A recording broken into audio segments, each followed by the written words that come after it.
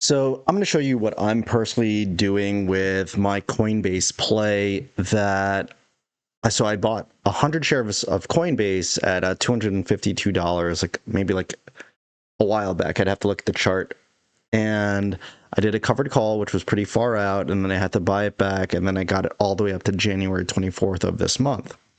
And I bought it back for like 5 grand. So obviously I'm like negative 5K, but I was really happy that I got to buy it back at a decent discount because there's a lot of money to be made on the covered call side when having 100 shares of a volatile stock like Coinbase. Obviously, it's really down from its all-time highs, but that's also what I wanted to show you guys is that because my strike price is 300 and right now the current price is sitting at 260, I can make a few $100 right now before the expiration date on the same play. And it's called rolling down. And that's what happens when like your covered call is so far away that you could actually roll your strike price down closer to the current stock price and still make money. And that's what I'm going to show you what I'm planning on doing with my Coinbase. I wanted to do it today, but I totally forgot that the market was closed. So I'm going to show you it really quick what I would do tomorrow at market open. And I'm sorry I'm not in my basement doing my videos. I have my son sleeping right upstairs, so I need to be able to get right back upstairs really quick if he end up crying. But let's jump into my desktop here. Let's press that button and that should show up right there. So this is the current chart of Coinbase, $260. My cost base is 252. So anything above 252 is a win for me, to be honest. And so what I would need to do to roll, it's in my Fidelity account, but I forgot that I don't have my login on this laptop that I'm using. But you would have to buy to close, sell to open if you wanted to roll. So mine expires on January 24th. So I'd have to buy my call back and it's 300. So that would be around $430. So remember that 430.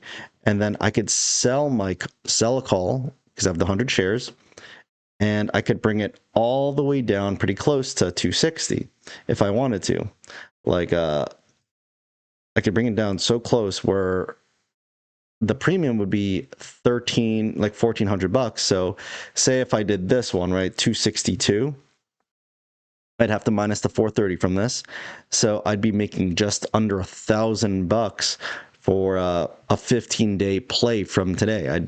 And obviously I'd be risking potentially selling my Coinbase stock at 262. But again, like I said, that's fine because even though I had to buy back for a loss, but my cost basis was 252. So it's okay to do. In my mind, it's okay to do that. You know, I actually make $1,100. My math was so wrong. I'd make like $1,100. So that is in the cards for me if I wanted to do that. So you would buy your previous one, for me it would be the 300 for $430, and then you would have to sell to open another call. So if I did want to go at a freaking 53 delta at 260, I could make a little over $1,000 for a 2-week play, or I could just go back to doing my 30s and 40 deltas right here. Like that's probably a 40. Yep, 272, and I would make around, that just scared the crap out of me. My dish just fell on its own. I'd make around $600 on rolling down, and this is like one of the best strategies you could do. If you ended up being super far away from your if the stock ended up like just dipping from your covered call, you could actually like just roll down. And the best part about it is you could pretty much roll down if it went far enough to the same expiration date, and you wouldn't have to roll out. You could roll down into the same or roll down and out if you needed to. But when you do this, for me, I usually try to make sure that I'm always getting a credit, which means that I would be getting paid to do this.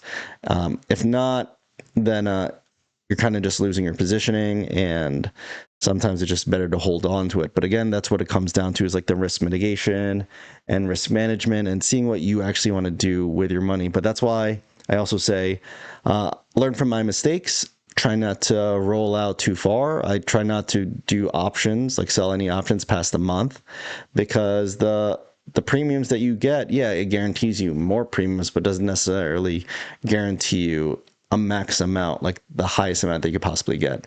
Plus, do you really know where the market's going to move in 60 days from now, or whatever it may be? Like, if you're going to go that far out and you want to do something like that, you should just be doing leaps and trying to gain that appreciation and build your portfolio that way. But for me, I like the safe, passive, for the most part, passive type of strategies. And for me, that's going to be covered calls, cash liquid puts, the wheel strategy. And I appreciate everyone for watching these videos, because I'm just literally documenting what I'm doing with my plays, my mindset, and I would love to teach you guys if it allows.